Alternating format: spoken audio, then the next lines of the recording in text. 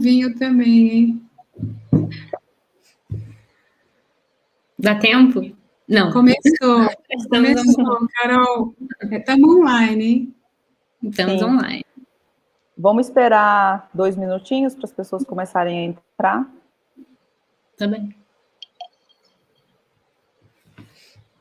Se quer correr para pegar um vinho, Maria? Eu acho que está online, gente, já tá. Era para brindar com a Tatiana. Total, eu peguei um chá de hortelã. Estou brindando. Não tem nenhum chá. A Carol tem um chá. Aguinha. Já é alguma coisa. Tá bom. Bom, me disseram que eu posso começar, então. Boa noite a quem já está assistindo a gente. Vamos esperar que tenha muitas pessoas assistindo a gente. É um pouco estranho, né, eu só estou vendo a Tatiana e a Maria com a expectativa de que mais pessoas estão assistindo a gente. Então, boa noite a todo mundo. Bem-vindos aqui ao lançamento do livro Vista Chinesa. Trouxe aqui para mostrar. Foi iluminado demais. Da Tatiana Salem Levi. Tatiana, bem-vinda. Tatiana está falando com a gente de Portugal. E quem também vai participar dessa conversa é a psicanalista Maria Homem. Bem-vinda, Maria. Você está em São Paulo, né? Eu tô com você nessa chuva. Nessa chuva. Volta e meia vocês vão ouvir umas trovejadas aí. E queria avisar também para quem está assistindo a gente que pode mandar pergunta, pode mandar comentário, é bem livre aqui a conversa, pode mandar pergunta para a Tatiana, para a Maria. Para mim, só se for para eu fazer a pergunta para elas, mas fiquem à vontade. Então, eu queria começar usando uma definição da própria Tatiana, né, sobre o Vista Chinesa, de que esse é um romance sobre o inimaginável, né? É baseado no ápice do horror que o machismo pode produzir, que é o estupro, uma história que é baseada no que aconteceu com uma das melhores amigas da Tatiana, a Joana Jabassi, que é uma das diretoras aí mais talentosas, diretoras de televisão mais talentosas do Brasil hoje. E eu li esse livro muito assim como foi me dando uma ansiedade, um mal-estar, né? Mas senti também que ele foi uma espécie de remédio amargo, assim, porque deu esse gosto horrível na boca, mas a Tatiana escreve de um jeito que faz a gente um pouco passar por um processo de cura, né? Ele vai levando a gente por essa transformação de falar, de pôr para fora. E, como eu falei, é a história baseada na história da Joana, mas a personagem é a Júlia, que um dia está correndo vai fazer uma corrida antes de trabalhar, vai ali no caminho, no Rio de Janeiro, no caminho do Horto para a Vista Chinesa, e um homem a aborda e leva ela para dentro da floresta, viola ela lá dentro, e a história começa a partir daí. Eu vou pegar emprestado uma frase da resenha que a Tati Bernardi fez sobre o livro, na Folha, dizendo que o Vista Chinesa é literatura necessária, pungente, terrível, primorosa.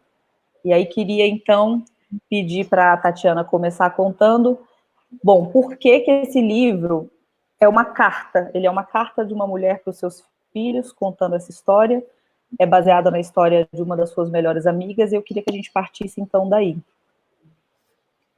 Boa noite, Carol. Boa noite, Maria. Boa noite também para quem está aí assistindo a gente. Queria agradecer a presença de todos, agradecer também a recepção que o livro tem tido.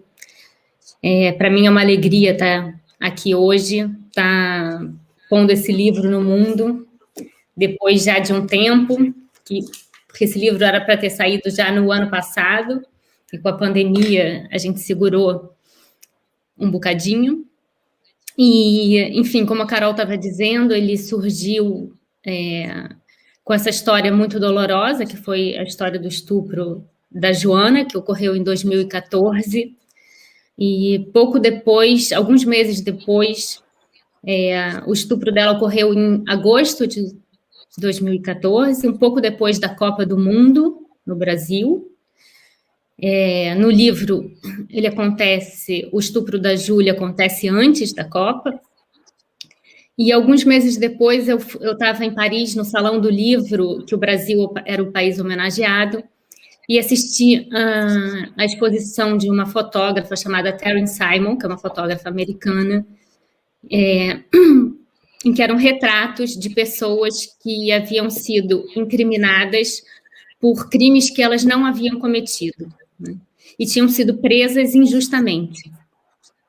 E eu fiquei muito impactada com aquilo e imediatamente aquilo me fez pensar, aquela exposição me fez pensar na história da Joana por conta da investigação que aquele crime, que aquele estupro tinha levado ela a fazer e que tinha sido uma segunda violência para ela, depois da violência sexual, a violência de ter que reviver aquele trauma toda vez que ia na delegacia tentar encontrar o culpado.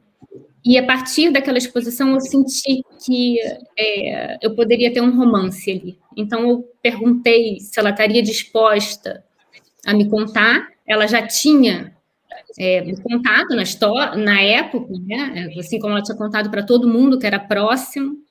E ela disse imediatamente que sim. Mas logo depois, uns 15 dias depois, eu descobri que estava grávida do meu primeiro filho.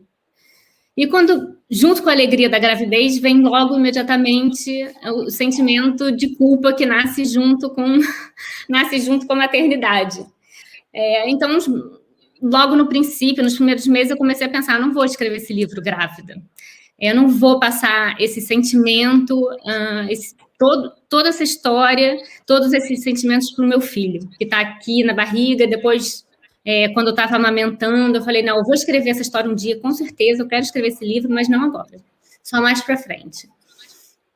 Aí fui escrevendo menos, maternidade, aí exatamente 3 anos depois eu fiquei grávida de novo, e fiquei grávida de uma menina, e aí foi o oposto, foi o sentimento oposto, me deu uma vontade louca de escrever esse livro, de retomar o livro.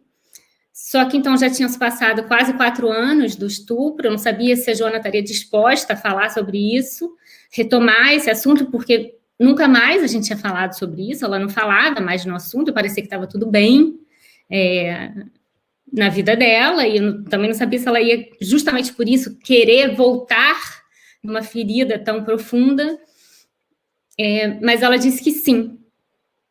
E quando ela disse que sim, eu fiz essa série de entrevistas e eu, a princípio, pensava, eu não vou narrar o estupro. Porque, de forma geral, eu acho que a boa literatura, como o bom cinema, arte, boa arte de forma geral, quando vai falar de algo muito terrível, de um trauma, ou de algo, de uma cena de horror, eu acho que a gente tenta contornar... justamente tenta contornar o horror, evocar a imaginação do leitor, do espectador, porque quando a gente escancara muito esse horror, a gente corre o risco de chegar num sensacionalismo, como um pouco como abrir os piores jornais que vêm com aquelas piores fotografias do corpo assassinado, com aquele sangue, aquela carne, você vira o rosto. E eu não queria que o leitor virasse o rosto, ao contrário, eu precisava criar empatia no leitor. Eu precisava que o leitor se aproximasse do texto, se aproximasse daquela personagem, criasse empatia com a personagem, mas que, ao mesmo tempo, que ele visse aquele horror, que ele pudesse imaginar o horror, mesmo que ele não visse escancarado, que ele imaginasse. Então, a minha ideia era não narrar o estupro. Só que, quando a Joana começou a relatar, eu fiquei muito impressionada com a quantidade de detalhes que ela narrou, que ela não tinha narrado na época. Então, eu me dei conta de que, anos depois, eram aqueles detalhes que surgiam. E que, então, eu não podia escapar disso. Eu não podia fugir a isso. Eu não podia não narrar o estupro. E aí eu me senti, num certo sentido, eu me senti numa cilada, porque eu falei, e agora? Como é que eu vou fazer? Como é que eu vou fazer literariamente? Pensei, eu tenho aqui um desafio muito grande, vai ser muito difícil, porque eu vou ter que narrar esse acontecimento, eu vou ter que narrar o estupro, eu não vou poder fugir disso, mas eu vou ter que encontrar uma maneira de fazer isso sem ser sensacionalista, sem fazer com que o leitor vire o rosto, justamente criando essa empatia. Então, foi um livro muito difícil nesse sentido, até eu encontrar essa linguagem. Então, no início, não era uma carta. No início, eu estava narrando em 2014. Até que, de repente, eu tive esse insight da carta que veio junto com a questão da maternidade. Acho que veio junto com o fato de eu estar escrevendo grávida, dessa menina, e começar a pensar, misturar o que seria esse corpo dessa mulher que tinha sofrido, daquela personagem que tinha sofrido um abuso, que tinha sido estuprada e que ia parir e que estava gerando uma criança num corpo que tinha sido violado, que marcas aquele corpo passaria para aquela criança. Então, a carta veio muito dessa ideia de que marcas aquele corpo daquela mãe ficariam naquelas crianças. Então, veio muito daí, que é uma questão, eu acho que é uma questão minha como escritora. Todos os escritores têm as suas obsessões, que se repetem nos livros ao longo da sua trajetória. Eu acho que uma das minhas principais obsessões tem a ver com os traumas que passam de geração em geração. Até aqui, eu estava preocupada com os traumas que chegavam até os personagens. E aí, esse é o primeiro livro que eu escrevo sendo mãe. Então, é o primeiro livro que eu me preocupo com os traumas que vão passar, que vão ser passados. Não mais com os traumas que chegam, mas com os traumas que vão passar.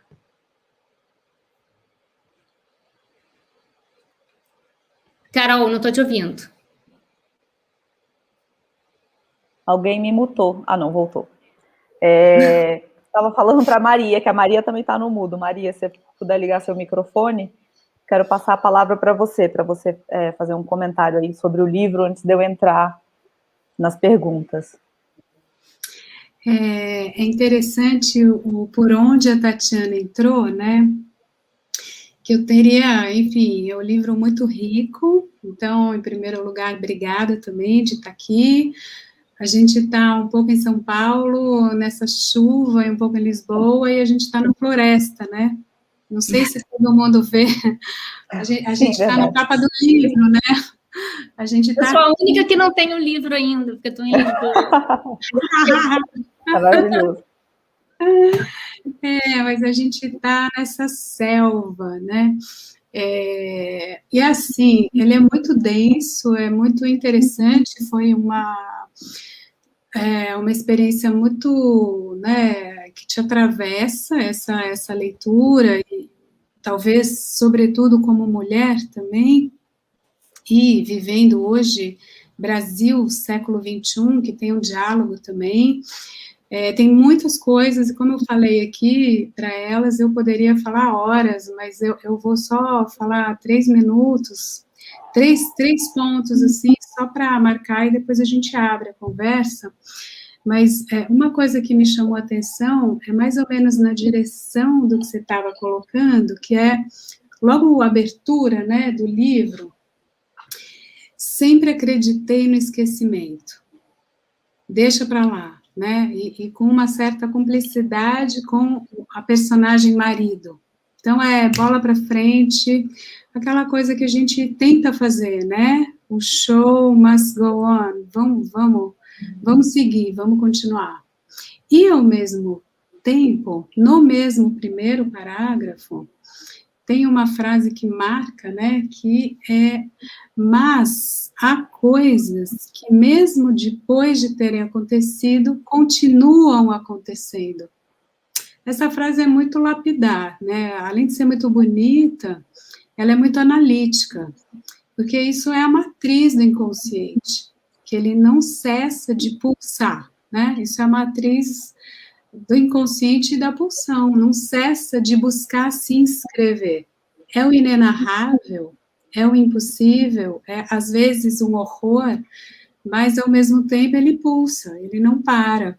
Isso é da ordem do trauma, que é uma potência. Então, o livro já começa com isso que eu chamaria um elogio dessa potência viva do impulso, do trauma, enfim, de qualquer termo, eu vou usar os meus termos aqui, mas é quase de uma força vital e que está tentando se reorganizar. Ela foi muito desorganizada, ela foi violentada, literalmente, ela sofreu um corte, e ela tem que se fazer palavra.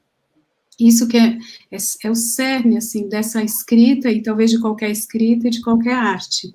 E aí eu lembrei, claro, né, Valsa com Bashir, que acho, Tatiana, que você deve conhecer, do Ari Folman, que é belíssimo também, né, HQ, filme, história, que vem no sonho. Como é que vem? Ele não consegue deixar de ter um sonho de repetição. Isso é pulsão de morte, mas isso é pulsão de vida. É alguma coisa que não te larga. Então, essa é a primeira coisa que me chamou a atenção, eu diria assim, é quase uma posição epistemológica do texto, que é essa, profundamente analítica e elaborativa. E aí, a posição de fala, então, ela é política também, analítica e necessariamente política, porque ela diz, eu não posso e não consigo e não devo esquecer. Então, é uma recusa do esquecimento, é uma recusa do recalque. Se a gente traz para o Brasil, aí a gente vai ter que fazer comissão da verdade. Aí não vai ter como seguir sem elaborar a violência recente, porque se a gente não elabora, ela volta. Anistia é uma palavra que não faz sentido, ela é fraca. Não existe anistia no inconsciente, entende? Ou séculos de escravidão, ou dominação, ou manutenção de privilégio, enfim, está aqui. E acho que é interessante essa ideia, né? Quando eu virei mãe, eu me vi responsável por fazer esse texto agora. Por 2 motivos, né? Eu diria, porque você agora é o adulto na sala. Se você tinha dúvida disso, agora, enfim, agora eu vou formar esse ser, eu tenho uma posição de responsabilidade. O que eu vou transmitir? Porque é a corrente, né? Até, enfim, é o título de um dos capítulos que eu coloquei no Lupa, que é o livro que eu fiz com a Todavia, que a gente é colega de casa, né? Então, tem um capítulo que é o fio da filiação, que eu falei agora, corrente, né? Então, é o elo, e a gente não se vê livre dele. Ele veio sabendo ou não. Então, eu achei muito... Tudo isso está na primeira página, porque tudo isso é a decisão de escrever, e a posição moral, política, moral no melhor sentido do termo, hein?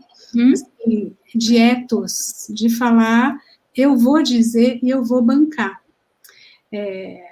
Aí, eu teria uma pergunta, assim, um pouco provocativa para a Tatiana, por que a escolha da narrativa em primeira pessoa, né? Porque, assim, é amiga, mas também é a Tatiana, é a mãe de Tatiana, que você mesmo tornou público, né? Não quero... E você fica livre.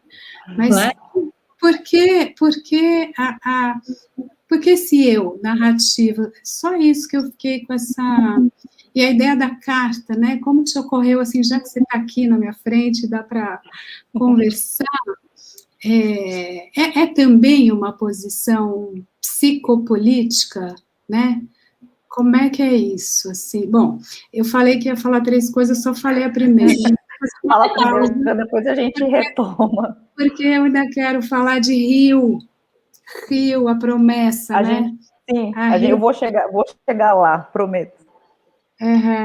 Então, vamos. A carta foi uma coisa muito pessoal, assim, eu acho que a escrita, para mim, ela tem que tocar numa coisa, ela tem que tocar profundamente em questões minhas. Depois, cada escritor tem o seu jeito, tem as suas questões de como escrever ou do porquê escrever, mas tem que fazer sentido para quem escreve, né? Eu acho que, em primeiro lugar, tem que fazer sentido para quem escreve. Então, para mim, mesmo que eu vá escrever, não importa se eu estou escrevendo de coisas que são completamente inventadas, como foi o romance Dois Rios, por exemplo, ou se eu estou partindo de uma história que não aconteceu comigo, como é o caso desse livro, ou se eu estou partindo de questões da minha história, como a chave de casa, tem sempre que tocar em questões que sejam muito minhas. E então esse livro, eu quis escrever esse livro porque foi o estupro de uma amiga muito próxima, então isso é obviamente uma questão muito minha, mas porque toca num medo muito, que é de todas as mulheres, mas que é muito meu, também muito meu, do estupro, porque é uma questão muito minha, porque a minha mãe viveu isso, porque eu era criança quando isso aconteceu e eu só soube aos 18 anos, então eu sempre me coloquei essa questão de como teria sido se eu não soubesse, se ela não tivesse me dito, porque eu tive uma conversa com ela sobre isso e nunca mais. Então eu poderia nunca ter tido essa conversa, porque foi uma conversa casual, não foi? Ela tomou a decisão de me falar, como nessa carta a personagem decide contar. Foi uma conversa casual que levou a isso, então essa conversa poderia nunca ter acontecido e eu nunca teria sabido. Mas, ao mesmo tempo, eu acho que eu sempre soube, porque eu já existia, porque muitas coisas aconteceram depois disso, por causa disso. E a minha mãe, ela escrevia muitas cartas. Eu tenho uma coleção de cartas da minha mãe. Tenho cartas da minha mãe para mim, tenho cartas da minha mãe para amigos da minha mãe, para minha irmã, e já tem mais de 20 anos que ela morreu, e é uma forma que eu tenho de entendê-la melhor, de voltar a ela, de matar a saudade, de me entender melhor, voltar a essas cartas. E eu acabei herdando esse amor por cartas. Eu adoro ler cartas de escritores, eu gosto de ler cartas, foi uma coisa que veio disso, dessa relação com ela desde pequena. Então, como essa relação com o estupro também vem dessa minha história pessoal, teve um momento que eu pensei, não, eu vou escrever uma carta, porque talvez a minha mãe tivesse me dito isso por carta, e por conta disso, porque o que teria acontecido se ela tivesse morrido antes de me dizer? Então eu pensei, essa personagem talvez queira dizer para os filhos, porque ela sabe que os filhos sabem. De alguma forma, os filhos sabem. Tem um momento que você fala, né, que uma carta, ou é um testemunho, ou até mesmo um testamento, né? Tem esse momento. Eu queria puxar um pouco, até a Maria já começou a tocar nesse assunto, e puxar um pouco para o lado da literatura, que você escolheu contar na forma de uma carta, e você faz uma coisa que leva a gente para dentro dessa floresta, e para dentro da cabeça dessa mulher, que é quando você começa a intercalar, né, passado, presente, rememorando esse passado, confusão sobre esse passado ser certo ou não, se aquilo é uma confusão da memória, né? Eu gosto muito do momento em que a personagem diz assim, eu não escolho, ele volta quando quer, onde quer. E acho que todos nós que passamos por qualquer trauma ou qualquer situação, nem precisa chegar a ser um trauma, né? Mas qualquer coisa que desorganize a gente, fica essa sensação da angústia, de repente volta, né? Te dá aquela vontade de chorar no meio de uma reunião de trabalho, ou você está andando, falando de uma coisa, aquela memória volta, fora do seu controle, assim.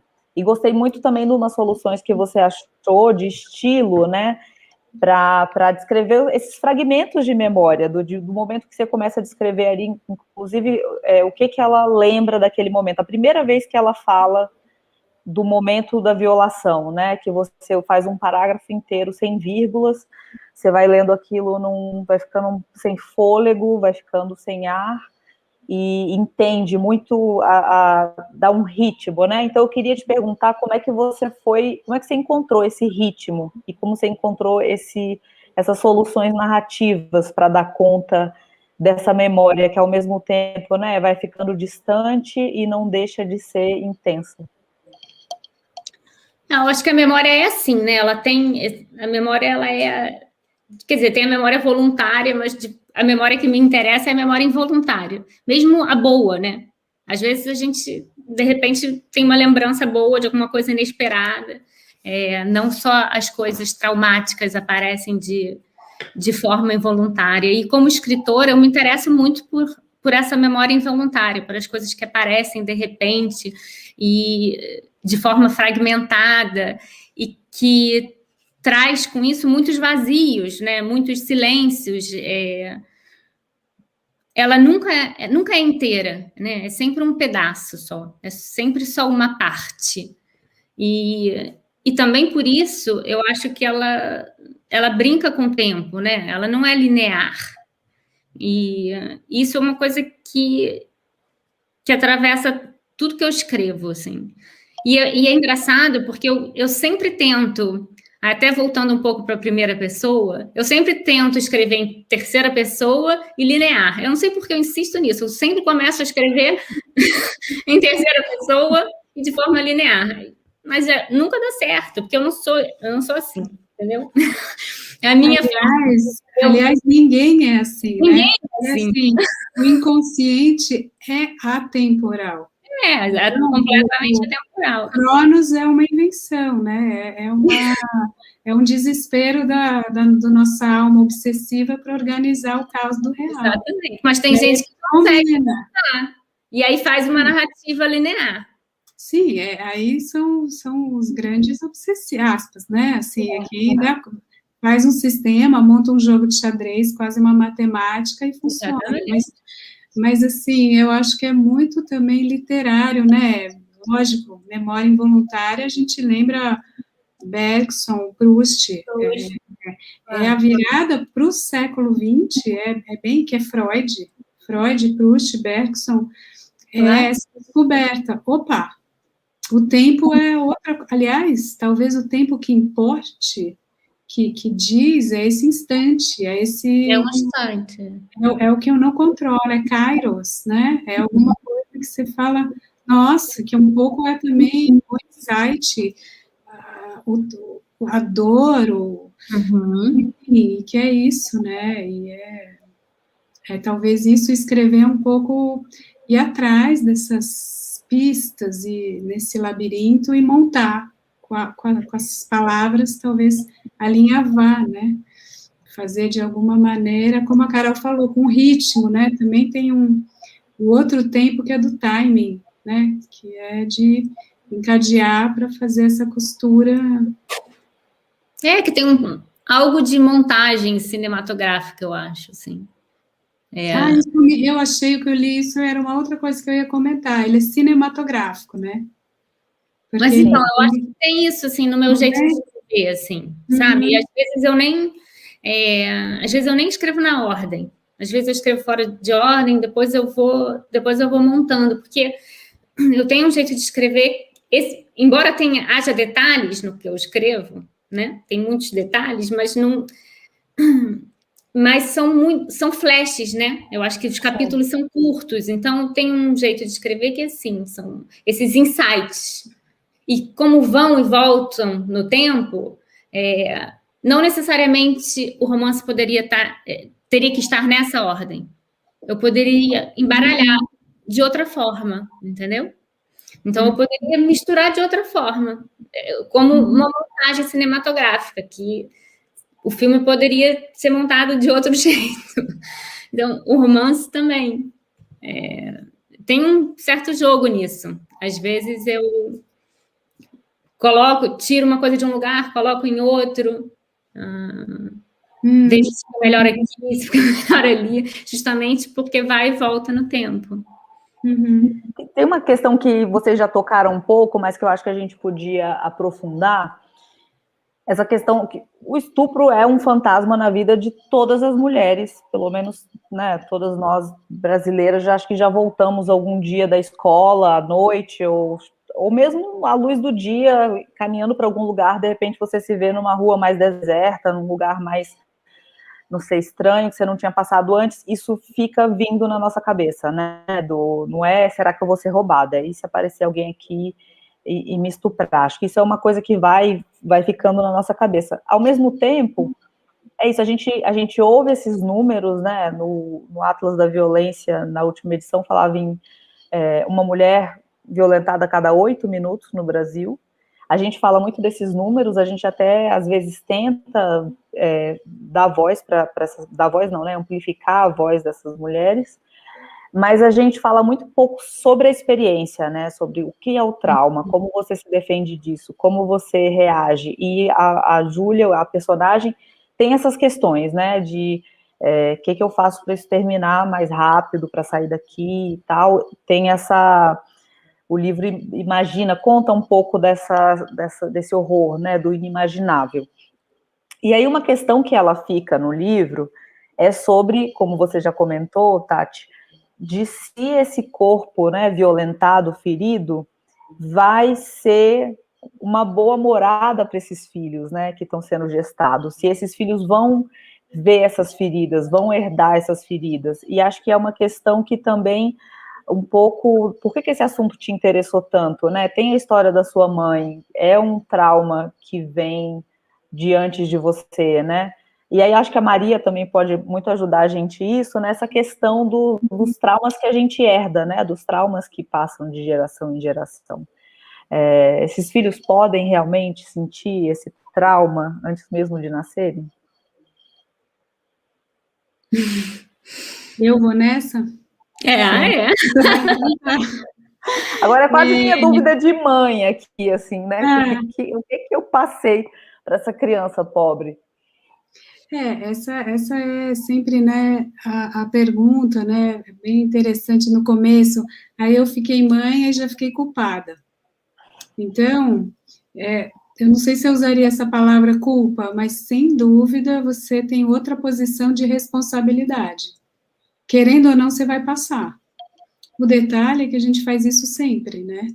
Não tem saída. Sendo mãe ou não, a gente está transmitindo o que a gente é. E aqui, eu acho que vale a pena abrir para essa discussão que é um pouco mais ampla, porque está na cidade, né? Nós, todas mulheres, sobretudo no Brasil. Então, acho que tem outra personagem no livro, acho que isso é debatido até, e eu queria até depois ouvir a Tati para saber o quanto era consciente do Rio de Janeiro ser uma personagem fundamental, né, que está nessa metonia, assim, acho que vai indo em círculos que vão ampliando, né, vista chinesa, contudo, é lindo esse título, né, e ele é metonímico, ele desloca, né, a vista e esse chinesa, um monumento feito há 100 anos, esse aporte da imigração para fundar o Brasil, depois da escravidão, essa outra onda, e aí vista chinesa, Rio de Janeiro, Brasil, mundo, Olimpíada, a coisa do globo, do planeta, poder se comunicar, então é um sonho, é um projeto. O Brasil, né, era uma linda tarde de terça-feira, uma tarde de sol de 2014, e de repente, né, o Brasil, país do futuro, estava muito próximo, tem essa expressão incrível, né? A Tati usa essa frase, né, o país do futuro parecia bastante próximo de realizar seu destino. Essa mesmo que eu ia pegar, exatamente essa. Então, assim, essa proximidade de realização do desejo, do projeto, do sonho, e é o corte, né? É o aborto disso, que está ficando cada vez mais claro em 2016, 15, não, nem precisa ir tanto, né? 15, 16, 17, agora eu nem vou discutir que, enfim, isso está subentendido, né? Então, também tem uma conversa sobre Brasil, que é outro grande campo que a gente poderia ir, e sobre patriarcalismo, e como é que esse masculino está doente, para precisar oprimir o corpo que é mais frágil. Então, é uma fragilidade, é uma luta contra essa fragilidade que vai estar na história da violência. O tempo todo é essa corda bamba entre a culpa de você estar no privilégio e o medo de você ser destruído. E tem esse diálogo, né? Porque tem uma discussão também de classe e uma discussão de culpa. E na linha e na entrelinha, tem, agora, para além dessa, como é que eu diria, é uma posição narrativa que ela é político-subjetiva, mas também tem uma discussão que é lá atrás, né, como a gente falou aqui um pouco, o que é representar. Uhum. E a arte é mais que mimesis, também não é só representação, toda essa discussão platônica, ou para chegar, né, toda a literatura contemporânea briga um pouco com isso. Então, me lembrou muito aquele debate da Shoah, do Claude Lanzmann e do Didier Berman, né? Uhum. Então, Lanzmann vai dizer, não dá, é o inenarrável, é o irrepresentável, que carrega uma teologia religiosa, porque Deus é aquele cujo nome você não pronuncia. Então, tem uma sacralização, estou provocando também, hein? Mas uma certa sacralização do trauma e do vivido que, de alguma maneira, o texto recusa, porque ele vai dizer. Ele vai ser anti-lanzmanniano, ele vai ser pró-Didier Berman, né? E vai dizer, sobretudo em Cascas, é para falar. Que também me lembrou a Meg Nelson, né? Com os argonautas, e aquela pergunta, como é que você vai elaborar o trauma, como você vai elaborar essa marca, como diria Lacan, do real. Então, enfim, eu misturei, mas é um pouco isso, né? É um debate filosófico, analítico, junto com o debate político, no maior sentido, né, dos costumes de sociedade de patriarcalismo. Então, sim, acho que assim, o que fazer, dizer, né, ele toma partido, ele não é ingênuo, acho eu, não sei, então eu queria até te ouvir, o quanto tudo isso foi uma tomada de posição, né? Não, completamente, inclusive eu pensei muito no livro de Didier Berman, que no semestre, eu dou aula no mestrado aqui, no semestre passado foi em torno dessa discussão, passei o semestre inteiro. Olha só, então estamos juntos, eu estava debatendo com você, eu estava Não, e foi muito engraçado, uma coisa que não tem a ver, que ficou lá atrás, você falou do Valsa com Bashir, hoje a Esther, que é minha filha, pegou da prateleira dos DVDs o Valsa com Bashir e me pediu para ver, e eu falei, esse é para adulto. Eu falei, olha que sintonia. Mas, enfim, você vê que é telepático aqui.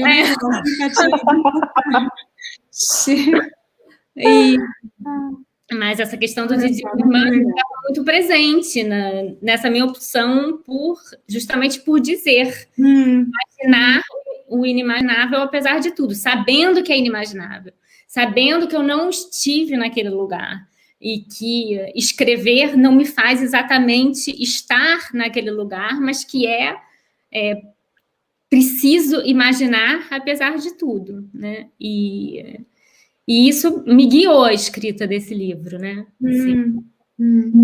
Então, sim, acho que faz parte da política da minha escrita, isso, a imaginação desse livro, né?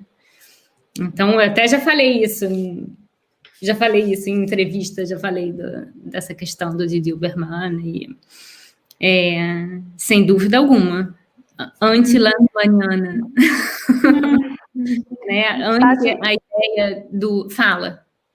Não, pode terminar. Porque eu acho que é isso, também a gente seguiu muito o fluxo da retomada do sublime kantiano, dessa ideia do não, né, do inefável, do indizível, né, de que não se pode, do irrepresentável, e eu acho que justamente é preciso representar, apesar de tudo, que é isso, que a literatura trabalha com a representação, né? Então, mesmo com a incompletude, né? Mesmo com a incompletude. Eu acho que é com incompletude. Mas o Didier Berman fala disso, né? Não vai dar conta do todo. A gente nunca vai dar conta do todo. É isso. Escrever um estupro não é ser estuprada, né? Não é... São coisas diferentes. A Maria já tocou um pouco nesse lugar do Rio de Janeiro, né, como personagem, que a Maria começou falando disso e a gente acabou não parando para comentar. Que o Rio é um personagem do livro, né, aparece ali, como a gente falou nesse momento, desse rio exuberante. Pensei muito no título do livro também, né, como acho que talvez uma das vistas mais bonitas do Rio de Janeiro, né, e toda a sua exuberância como palco de uma tragédia, assim como esse momento das Olimpíadas, né, onde você coloca a história, também é aquele momento ali de quebra, né, da política, e quando a gente entrou numa crise que não acaba, um fundo do poço que não chega, e um pouco depois a gente pode falar um pouco mais da questão dos suspeitos, né, dessa dificuldade de, ao mesmo tempo, a polícia não investiga, e quando investiga porque é para uma classe alta, quer achar um culpado a qualquer custo, mesmo que aquela pessoa não seja culpada. Acho que a gente pode falar isso depois, mas eu quase fiquei com a sensação que na incapacidade dela de desfazer o retrato narrado desse violador, você faz um retrato falado, troquei as bolas, um retrato falado do Rio de Janeiro, né? Um retrato falado policial do Rio de Janeiro, como esse lugar de exuberância, mas que é muito violento, assim. E me lembrou, a Maria também falou uma coisa nesse sentido, e eu até te falei isso já, né, Tati, do grito de guerra das chilenas nos protestos de 2019, né, que elas cantavam aquela música do O Violador é Você, e aí tem um momento, uma frase que elas falam, né, o Estado opressor é um macho violador. Então, um pouco a culpa recai sobre esse Rio de Janeiro, né, queria que você comentasse essa questão do Rio como personagem. Acho que tem uma coisa, eu diria que o Rio de Janeiro, ele foi ocupando, não fui eu que ocupei as páginas do livro com o Rio, foi o Rio que foi ocupando as páginas. Como uma boa água, né? Foi ele que foi espalhando, e até porque, como foi se estendendo no tempo a escrita do livro, e o Rio foi caindo nesse buraco cada vez mais vertiginoso, e aí eu acho que essa mata foi crescendo e foi tomando conta das páginas do livro cada vez mais, né? Mas é claro que desde o início tinha esse contraste, né? Dessa cidade que está se preparando para um evento grandioso e esse ato de violência brutal que acontece no momento auge. Então, ali, tudo que se anunciava para dar certo, na verdade, também já tinha o anúncio do desastre ali, né? Então, aquela maquiagem, na própria maquiagem, já tinha previsão. Na verdade, não era previsão, né? É que o Rio de Janeiro sempre foi isso, né? Algumas pessoas acreditaram por um segundo que poderia deixar de ser. Mas teve uma coisa curiosa, que assim, o final do livro, que é das partes que eu gosto mais, que eu gostei mais de escrever, e eu nunca tenho o final do livro pronto quando eu estou escrevendo, e eu não sabia como ele ia acabar, e de repente me deu um insight, e eu não vou contar, mas enfim, quer dizer, eu vou contar uma coisa. Brincando. Mas quando me veio a ideia daquele desabamento, e eu comecei a escrever o desabamento, eu falei, vou dar uma pesquisada aqui em algumas coisas para poder descrever. Aí, quando eu coloquei no Google desabamento vista chinesa, eu descobri que uns meses antes tinha acontecido aquilo. E o Brasil é tão maluco que não dá para você inventar nada no Brasil, porque tudo aconteceu antes de você inventar. Entendeu? No Brasil, tudo acontece antes de você inventar, é muito louco, aquilo já tinha acontecido. Então, eu estava inventando uma coisa que já era. Eu pensei, quando li, que você estava narrando uma memória, porque na hora eu reconheci que chuva era. Porque eu estou fora do Rio, né? E isso é uma coisa engraçada também, porque eu estou fora do Rio há 8 anos, e é o primeiro livro que eu escrevo que é tão centrado no Rio. E quando eu estava no Rio, eu escrevia sempre livros que não eram centrados no Rio. E eu, fora do Rio, precisei escrever esse livro tão centrado no Rio de Janeiro, que, enfim, aí a gente fica deprimido falando do Rio, né? Eu vou te tirar da depressão, mais ou menos, mas eu queria só falar uma notinha sobre a coisa em si, que a gente está falando de estupro e a gente vai falando de tantas coisas, mas eu queria só entrar na coisa em si. Eu tinha até separado um parágrafo aqui para ler, mas eu vou dizer de duas perspectivas, né? A primeira é assim, essa fala, né? Diz que está gostando. Diz que está gostando. Olha para mim, né? Lambe minha cara. E aí, tem essa demanda do outro, diz que eu sou bonito, pede para eu te foder, pede, né? É uma ordem para desejar, né? É uma, como diria, assim, só... É interessante que Freud, fazer um parênteses aqui, só para chegar no ponto. O Freud, ele vai dizer que tem 3 impossíveis, né? Que já está lá atrás, desde os gregos, o impossível de governar e o impossível de educar, em última instância. E ele vai juntar o impossível de curar. E o Lacan junta um 4º impossível, que é o impossível de fazer desejar. De alguma maneira, qual é a posição do agressor ou do desconhecido? Isso é outra coisa que eu até colocaria na nossa roda, né? Essa nomeação desconhecido, e de repente vai muito docemente colocando como o agressor. Não é muito o estuprador também, mas aí o estuprador é aquele que acredita na ficção de poder fazer desejar, ao mesmo tempo que sabe muito bem que não é possível. Porque ele está num lugar de autoridade na vida. Ele mete uma arma na tua cabeça para dizer, diz que deseja, diz que quer, pede. Então, ele ao mesmo tempo é um paradoxo, né? Exatamente dessa impossibilidade é o ponto de angústia do estupro, do estuprador. É ele saber muito bem e ele ter uma dúvida gigantesca, que é mais do que dúvida gigantesca, é ponto de angústia, onde dissolve o eu. Não estou fazendo defesas nem acusações, certo? Estou tentando pensar um pouco a estrutura. É um lugar em que você não confia que você possa ter um corpo, eventualmente um pau, e ir na balada e acontecer. É tão angustiante essa dúvida sobre o desejo, que você precisa criar uma cena onde, ao mesmo tempo, você obriga o outro a dizer que deseja, e quando ele diz, né, ou quando ela diz, goza, goza, você dá uma porrada, porque você sabe que é fingimento, você sabe que é fake.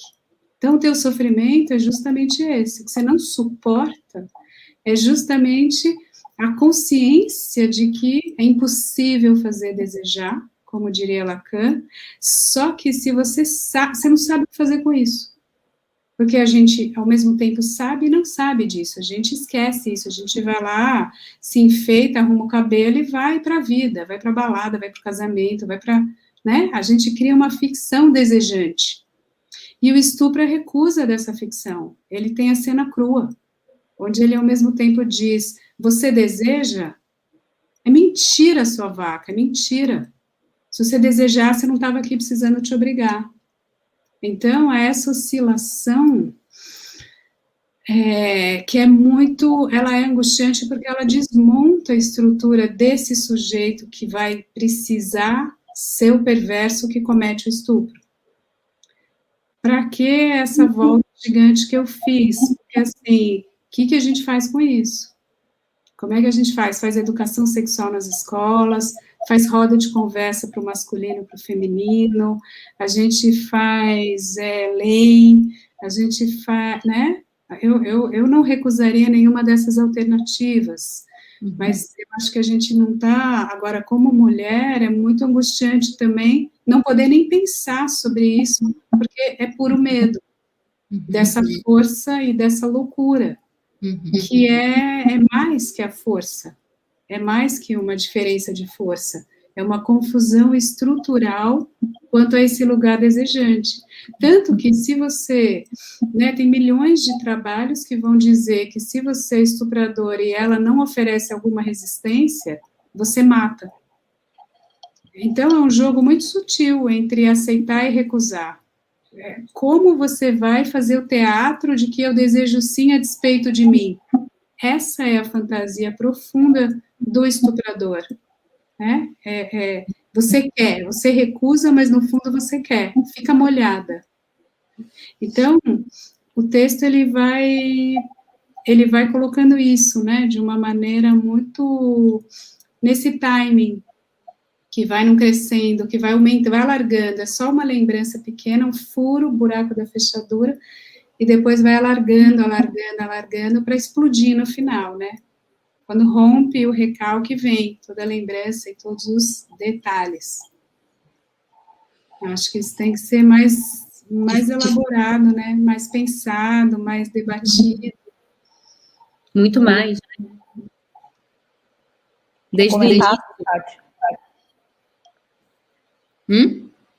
Você quer comentar? Não, podemos pensar em voz alta, porque de fato é uma questão, né? Como a gente vai mudar isso, né? Porque é difícil, é muito difícil. Porque tem que mudar desde a base, né? Mas socialmente, assim, podemos mudar em cada casa, mas tem que ser uma mudança estrutural, né? Tem que ser uma mudança estrutural. Pensada não só em cada casa, pensada coletivamente, né?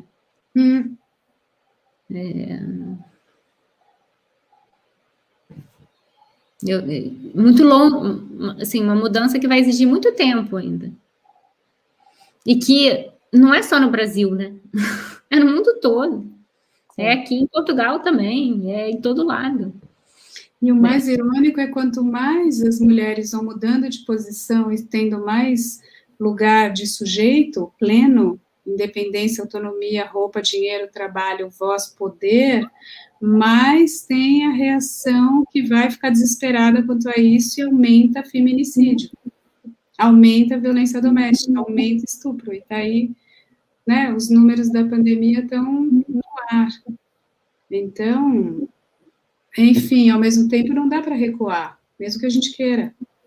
Porque a gente não vai conseguir desejar todas ficar em casa e cuidar de filho, por mais que você faça curso da esposa submissa na tua igreja, por mais que isso exista, né? Então, enfim, eu acho que tem perguntas aí, eu queria...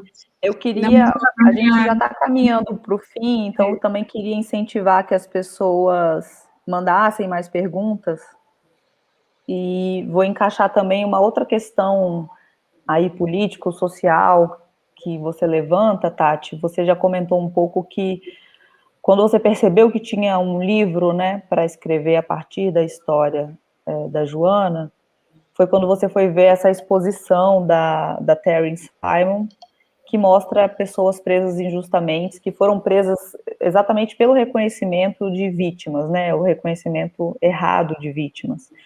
E aí é muito potente também esse momento em que, né, a Júlia, personagem, precisa ir tantas vezes na delegacia, tentar fazer esse reconhecimento e uma pressão que ela sente ali da delegada, né, de acusa logo alguém, diz que foi esse cara e tal. E isso tudo esbarra com essa questão da memória, né, dessa memória que foge, dessa memória que vem quando ela tenta fixar essa memória que aparece de surpresa, essa memória se esvai. Então tem um parágrafo que é muito, muito potente, assim, que você fala, não vou ler todo porque ele é grande, mas você fala, ela está tentando lembrar que cor era a luva, né, que o estuprador estava usando.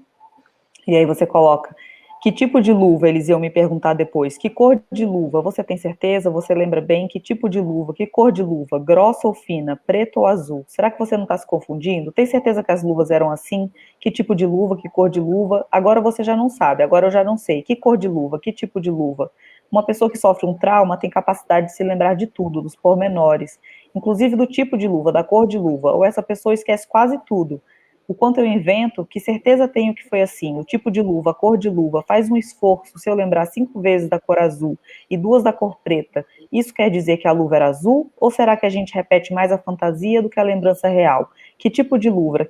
Que cor de luva? Tinha proteção nos dedos, grossa ou fina? Estava rasgada? Era longa ou curta? Que tipo de luva? Que cor de luva? Acho que você conseguiu muito bem nesse, né, um vômito aqui, essas lembranças misturadas com uma pressão para você lembrar, com você tentando recuperar essa memória, você ficando em dúvida da sua própria lembrança, né? E no final tem essa questão, né, de vou confiar nessa memória que foge, nessa memória que eu já não sei se confio para acusar uma pessoa, e o quanto que achar esse culpado vai, claro que tem a questão de essa pessoa estar na rua, né, que pode fazer outras vítimas, mas olhando apenas para si mesma, o quanto que a punição a esse homem vai curar essa ferida, né, de qual é a reparação possível para um estupro. Aí queria levantar essa questão para a gente. Isso é uma pergunta muito difícil, né? Porque a questão da punição é muito difícil. Eu acho que é sempre uma pergunta difícil. Mesmo desde a questão para os filhos, porque eu já sou contra a punição para filho, então, assim, punição já acho um princípio complicado, mas, ao mesmo tempo, quando você sofre uma coisa dessa e você quer... Tem uns momentos que eu permiti a personagem também dizer, sabe? Eu quero cortar o pau desse homem, se eu estiver sozinha com esse homem, eu quero cortar o pau dele, eu quero esfaquear esse homem, eu quero matar, mas eu não pensei nada disso, eu não disse nada disso, porque uma coisa é quando você pensa com a razão, né, e outra coisa é o que está ali dentro de você, querendo esganar aquele homem que destruiu a sua vida. Então, você tá perguntando, não no romance, você está perguntando de forma geral, né? De forma geral, são questões que o romance levanta para a gente. A questão da reparação para os estupradores. Não, porque eu acho que assim, porque a questão é sempre, o melhor é você educar a sociedade, né? Claro. E você mudar isso na base. Agora, enquanto você não muda isso na base, você tem que punir, né? Assim, um homem estupra uma mulher, um homem estupra crianças, se você encontra o culpado, você tem que punir, né? Você vai fazer o quê? Mas nessa história, você acha que se esse culpado for encontrado, a dor é reparada de alguma maneira? Se a dor é reparada... Não importa? Eu não sei responder essa pergunta. Assim, acho que a dor continua. Eu acho que tem uma coisa de... Eu acho que teria um sentimento de, pelo menos, parar esse homem, né? Parar... Eu me lembro da Joana dizer que ela tinha a sensação de que não era a primeira vez que ele estava fazendo isso. E que isso fez com que ela quisesse investigar, que ela quisesse levar aquela investigação adiante, porque ela achava que ele faria isso de novo. Então, isso fez com que ela entrasse na investigação, que é sempre um processo muito doloroso. Aquilo custava muito para ela, mas ela quis levar isso adiante, porque ela achava mesmo que ele já tinha feito aquilo ali, naquele lugar, e que ele poderia fazer de novo. Então, que valia a pena passar por aquele sofrimento para prender esse homem, para ele não repetir. Então, eu acho que nesse sentido, eu acho que tem alguma reparação possível. Se diminui a dor, não sei, porque eu acho que é uma dor que fica para sempre, né? Acho que o que dá para fazer é isso, organizar de alguma forma a dor, é escrever, é falar, é nomear a dor, para conviver com a dor, né? Mas há muitas dores com as quais a gente só pode aprender a conviver, mas elas não vão embora, não é só a dor do estupro, várias dores, elas convivem com a gente, e a gente aprende a conviver com elas. Eu acho até que essa é uma das grandes questões hoje, né? Porque, assim, se a gente for pensar, né, em termos históricos, já teve um momento em que a gente imaginou, bom, se eu tenho essa dor, você vai ter também a mesma, né? Olho por olho, dente por dente, toda a discussão de código de Hammurabi, que não era bem o olho, enfim, depende do seu estamento social para isso. Depois a gente falou, não, isso é muita violência, né? Se eu mato, você mata, tal. Então vamos fazer diferente, vamos fazer privação de liberdade. Estou fazendo um resumo imenso, mas então a gente vai dizer como você é um passível de cometer um mal, você vai deixar de circular e você vai ficar aqui. Então, a gente inventou o encarceramento, faz alguns anos, alguns séculos, poucos. E agora, a gente está, talvez, num momento em que a gente se pergunta se funciona. Porque Fundação Casa, prisão, né? É dinheiro, é celeiro do crime, é ovo da serpente, é organização de PCCs, CVs. Então, a gente está nessa encruzilhada. O que fazer? O que fazer com aquele que causa dor e o que fazer com aquele que sofre a dor? Ao mesmo tempo, aí é muito difícil, porque desmonta a ideia de justiça que a gente poderia ter. Porque, em última instância, então, não tem o que fazer? Então, vamos indo. Né? Se um homem mata meu filho, eu vou matar esse homem? Não. Eu talvez não tenha sensibilidade, eu não fui educada... Mas você vai querer que ele seja preso. Mas assim, ao mesmo tempo, eu acho que a gente está caminhando para um tempo em que ele ser preso não funciona, não resolve, e ele vai...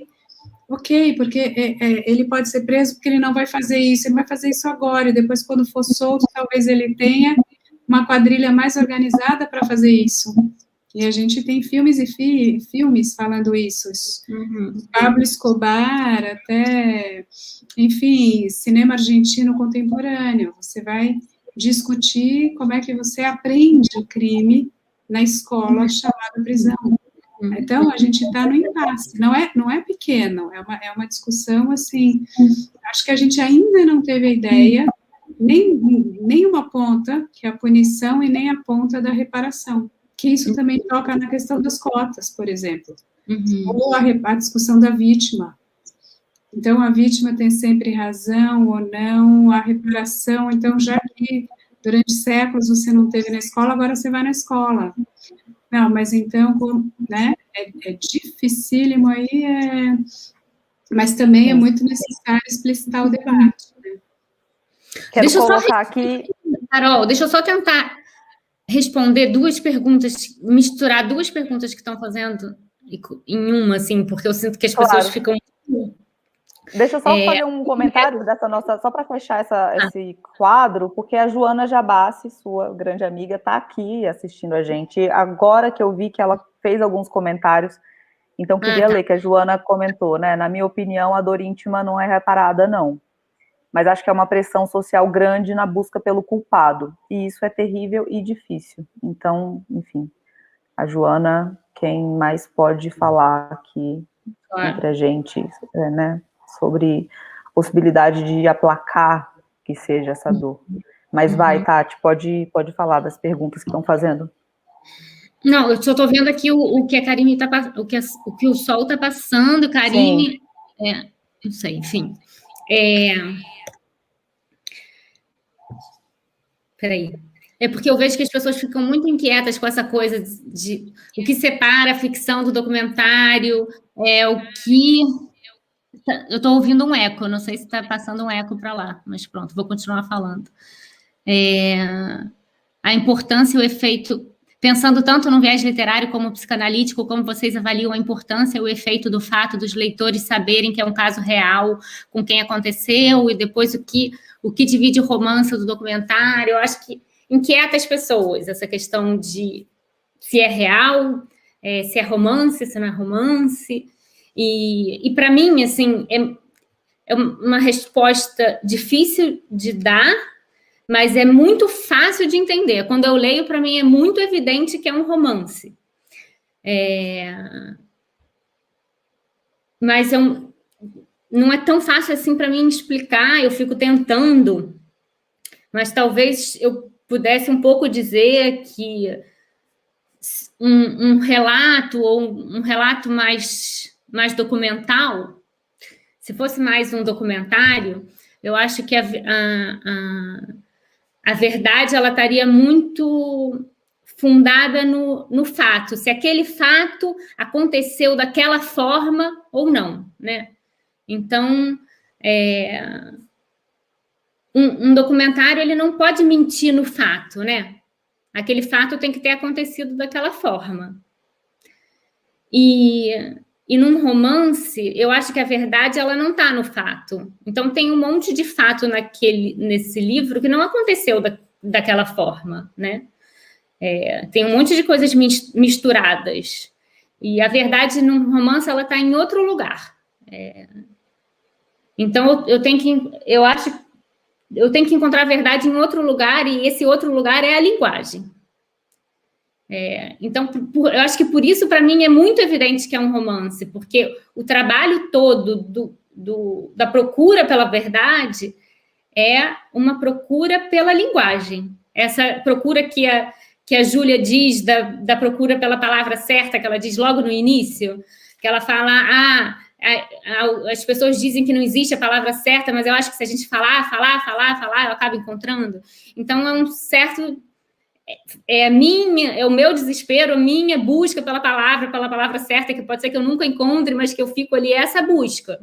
Então, para mim, isso é um romance porque é um trabalho com uma linguagem, com a linguagem literária, assim. Então, não sei se isso responde quem está fazendo as pessoas que estão fazendo essas perguntas. Eu não sei se para Carol, se para Maria, que estão em silêncio, que estão emudecidas pela produção, se para vocês se isso é claro, se não é claro, se quando vocês leem como um romance, se...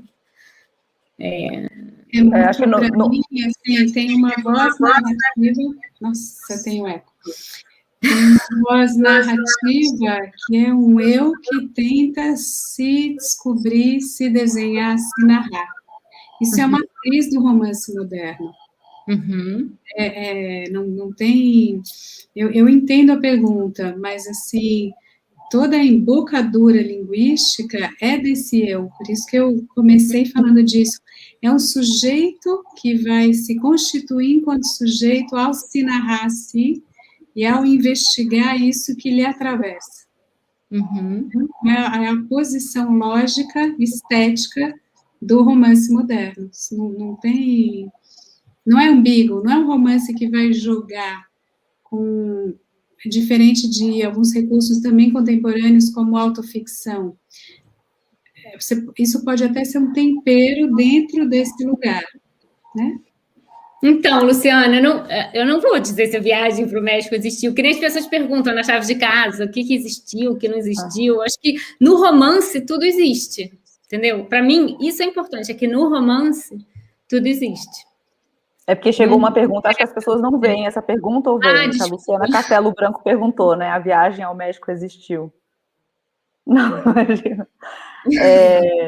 Não, e é uma coisa maravilhosa. Eu li uma entrevista da Joana, né, falando que quando ela leu o livro, e quando a mãe dela leu o livro, ela sentiu que, agora que eu sei que ela está aqui, eu estou com medo de repetir e não ter sido exatamente isso. Não, mas ela fala que ela sentiu que finalmente as pessoas entenderam, assim, estava colocado em palavras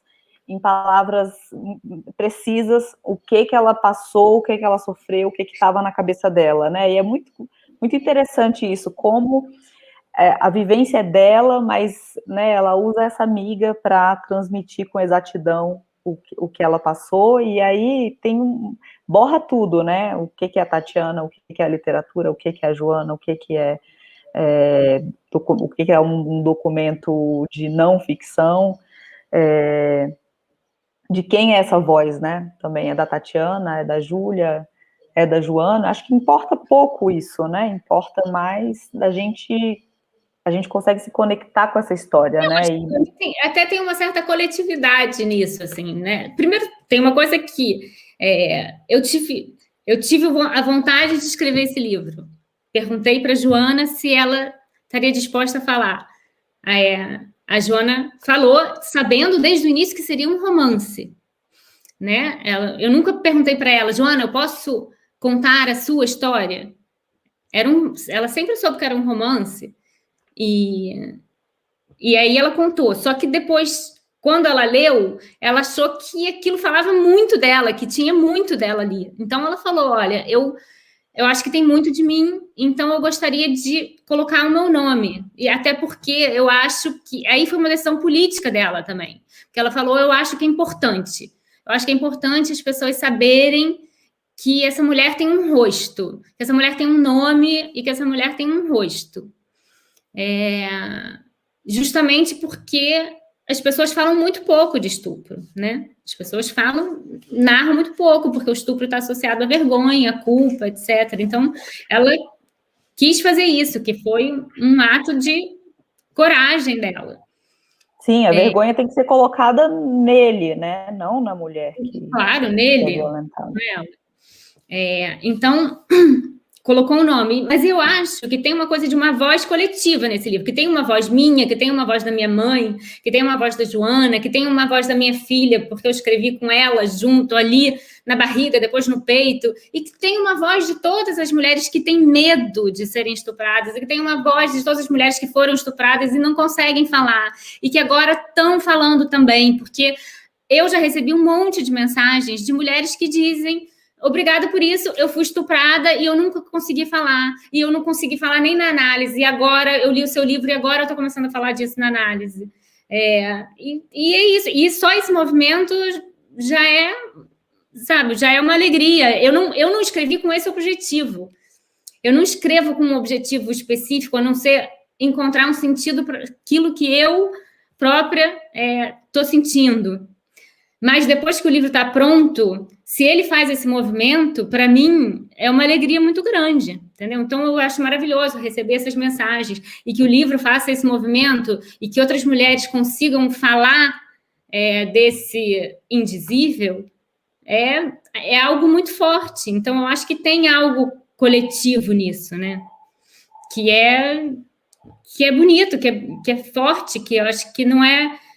que é um certo poder da literatura também, que mesmo que saia de uma pessoa, tem uma voz que não é de uma pessoa, que é coletiva, sabe? E que eu acho que as mulheres, nesse momento, estão pondo para fora essa força coletiva, sabe? Essa voz coletiva. Porque a gente também aprendeu que a gente não era amiga uma da outra, né? Que a gente aprendeu que as mulheres são rivais umas das outras, as mulheres estão sempre disputando umas com as outras, e desde pequenininhas estão sempre rivalizando, e na verdade não é nada disso, né? Então a gente funciona muito bem junto. Então acho que tem essa... Fala. Sim, não, a gente extrapolou um pouco do tempo, vou pedir licença para Maria para fazer meu corte lacaniano aqui, e te agradecer, Tati. Não, tem 5 minutos. Tem 5 minutos? Sim. Acabaram de dizer que a gente tem 5 minutos. Tá bom. Não, então, Maria, pode comentar, Tati, antes de eu dar tchau aqui. Não, só esse pedaço do feminino, né? Como é que a gente vai fazer essa junção de deixar de ser inimigo um do outro, macho e fêmea, palavras que a gente nem pode falar agora, né, mas assim, masculinos e femininos, todos seres, sem oposição. Isso acho que é o mais difícil, é o trabalho nosso, né, isso é o trabalho, sei lá, do Coisa de Menina, que eu fiz com contato, que a gente está terminando Coisa de Menino, que justamente é assim, tem um olhar de... não sei, me vem uma palavra um pouco estranha, mas é quase uma compaixão para você poder falar com o outro, é compatos, no melhor sentido da palavra, né? Você ter uma empatia, se sentir com o outro. Então, a gente não precisa se destruir ou se estuprar, ou nem... homens e mulheres, lugares trans, tudo entre o meio disso, né? E nem no interior de cada grupo, que tem uma hiperrivalidade masculina, hiperfálica, e a mesma estrutura de rivalidade fálica com o feminino, que quem vai disputar o melhor falo com a outra, para ter aquele que está lá. Então, assim, tudo isso é o mesmo sistema que eu vou chamar de, para resumir muito, fálico, de uma premissa quase ontológica que é, eu tenho, você não tem, né? A lógica publicitária, eu tenho, você não tem, eu tenho mais, você tem menos, o consumo, o capital e tudo que você quiser. Então, acho que a gente está também fazendo essa travessia, ousando imaginar um outro tipo de mundo, de sistema, de encontro, de fala, de conexão. É muito radical, não é assim, não, é mais do que sororidade. É sororidade também. Está dentro de uma outra forma de pensar, que, poxa vida, a gente está aqui tomando vinho, que eu estou quase simbolicamente tomando, não deu tempo de pegar, mas assim, numa quinta-noite, trocando sobre experiências que me foram marcantes pela leitura de um livro que tem a ver também com a minha história e com a minha vida, e que também eu vou reescrever de outro jeito. E Carol também, e Tatiana também nos próximos, e todo mundo está elaborando a sua própria vivência e reescrevendo. Alguns do lugar mais simbólico como escritor, outro de um lugar simbólico como botânico. Mas é uma reescritura. Então, eu prefiro estar do lado de quem está escrevendo comigo a vida que está vivendo. Acho mais interessante.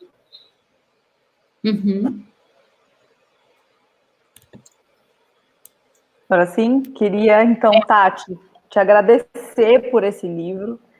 Acho que ele saiu, sei que você já queria ter lançado ele há mais tempo, mas ele Não, tô tranquila. Um timing ótimo, num momento, um momento, né? O melhor momento da pandemia. Não, mas é uma conversa que a gente precisa ter, é uma conversa urgente, né? Tardia já, e que na pandemia está acontecendo, né? Está acontecendo dentro das casas, inclusive. Então, muito importante você ter lançado esse livro, lançar esse livro agora. Maria, muito obrigada pela sua participação também. Queria ter você, assim, comentando a minha vida.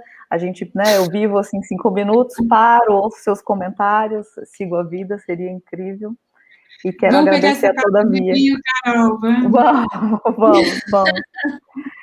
Quero agradecer, o pessoal da Todavia está colocando aqui o link para quem não comprou o livro, para comprar. Eu acho que eu lembro que quem comprar, por enquanto, vai ganhar, inclusive, um autógrafo da Tatiana, que o meu não tem, vou ficar devendo.